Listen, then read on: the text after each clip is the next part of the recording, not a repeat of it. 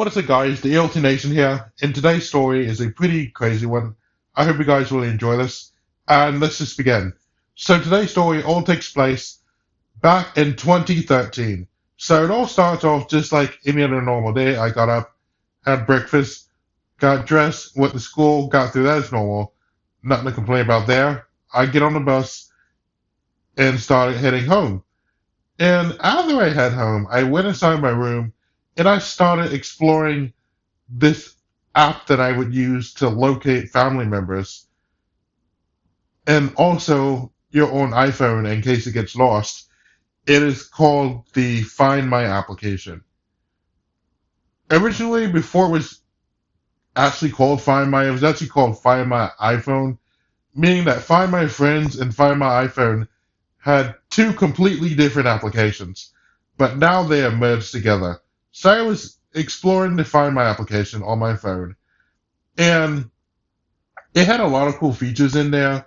So when you click on your device or any device for that matter, you get to see their location along with player sound on the device if it's nearby, so you can easily locate it and find it basically. You could also place the device in lost mode, and then the last option that you had was to remotely erase the iPhone. But if the iPhone was off, you also had the option to click notify when found, and it would send a notification when that device is found, basically.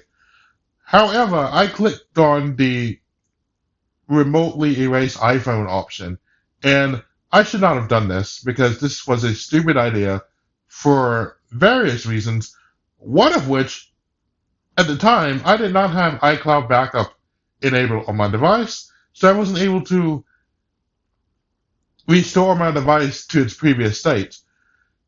And also, you usually would not erase your iPhone unless it has been lost or stolen, or you're in a situation where you have to erase your iPhone. For example, preparing for an iPhone upgrade. But I ended up hitting this option, typing in my Apple ID password, and after that, all of my data was completely gone. Like, just gone. And I could not even turn voiceover back on to even set the phone back up again. I even tried to hit three fingers, the home button with three fingers, and that didn't even work. And I didn't even have that set up yet. And I didn't start setting that up until 2014, a year later. But anyways, I ended up taking the phone to my grandmother and explained to her the entire situation. And we had to immediately set the phone up from scratch. It was really hard to do, actually. It would have saved more time if I had iCloud backup enabled, but I didn't have that enabled, and my grandmother even saw that I did not have iCloud backup enabled on my device. So that's what we ended up doing. We ended up setting up this phone. Obviously, I had to rearrange my apps because the phone was completely set up as new. And after that, I got my phone set up. I had to reinstall some apps because they were still on my iCloud, obviously.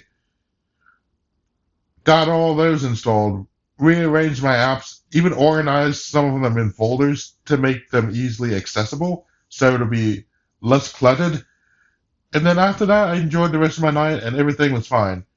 And then a year after this story time took place, I actually enabled iCloud backup. Because when I got my iPhone 5C, before this I had an iPhone 4S, but when I got my iPhone 5C, we originally started off by restoring all of my data. We ended up plugging my old iPhone, I'm sorry, my new iPhone into our computer. We ended up transferring data from my old iPhone over to my new one. And that's how we would do with restoring all my data on this new phone.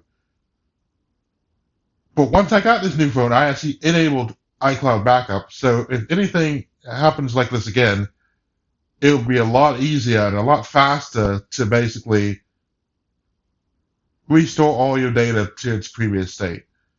And that's where the story ends. I hope you guys enjoyed it, and I am out of here. Peace out.